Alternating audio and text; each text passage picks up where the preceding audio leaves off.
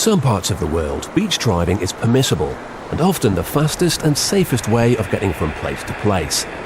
However, before you begin to contemplate beach driving, you must be certain that it's allowed in your chosen location. You should also take the utmost care not to cause any damage to what can be a fragile natural environment that takes many years to become established. Sand is unpredictable in terms of support and stability. Look out for telltale changes in color that can indicate areas where you might find the sand to be softer and run the risk of getting stuck.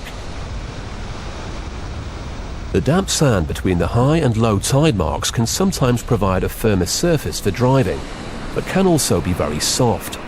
Always try to avoid driving here unless you're in a convoy with other vehicles. Should you be unlucky and become stranded, your vehicle may be in danger of being swamped by an incoming tide. So help needs to be on hand as quickly as possible.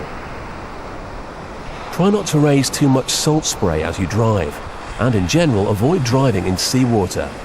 After a period of beach driving, you should take care to rinse the underside of your Land Rover to remove any salt water and sand.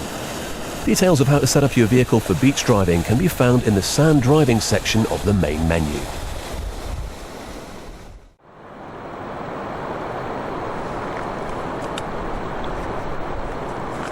Crossing deep water requires very careful consideration, as the consequences of getting out of your depth can be serious. Before making your decision on whether or not to cross an area of water, it's essential you check your proposed route on foot. Park in a safe position on dry land and wade into the water, using a pole or your shovel to assess its depth and to see if the base is firm enough to take the weight of your vehicle. Remember to check both sides of the route for the complete distance of the crossing, as the ground below might drop away at any point, and look out for any hidden rocks or obstacles beneath the surface.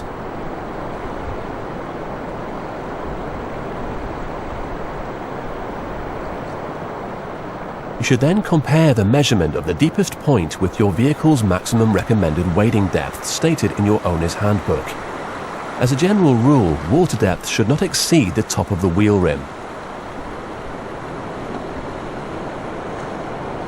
Once behind the wheel, stick to your chosen route, maintain a safe, steady speed, and do not take any unchecked shortcuts.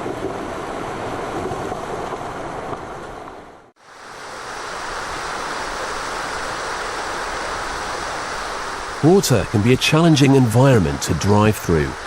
Factors to consider include flow rate, depth, underwater obstacles, and the support and traction provided by the ground. Conditions in glacial meltwater may be very different to coastal streams. So before making your decision on whether or not to proceed, it's important you check your proposed route on foot.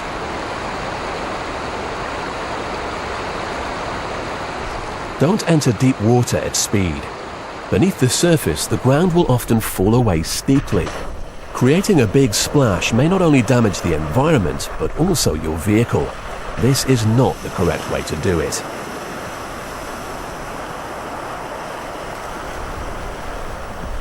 Prepare by selecting a low gear and raising the air suspension, and proceed into the water gently. Once in the water, you may select a higher gear if necessary, to reach a speed where a bow wave is created. The bow wave is an effective means of lowering the depth of the water around your Land Rover's engine bay and air intake. The wave creates a cavity in its wake, reducing the water level. Ideally, the wave should be no further than 1 meter in front of your vehicle.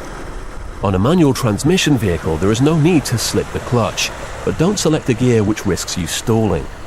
Don't worry about your exhaust pipe being submerged. Water will not enter the exhaust unless you stall the engine.